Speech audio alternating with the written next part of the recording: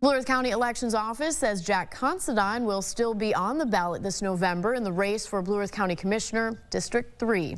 Considine announced last month he would be withdrawing from the race to focus on family matters. The County Elections Office says that while Considine stopped campaigning, he missed the deadline to withdraw, which was 48 hours after its filing deadline on June 2nd. Since Considine received 438 votes, he came in second in this week's primary, which under state law means his name will be moving forward into the general election alongside Dave Kars, who received 624 votes.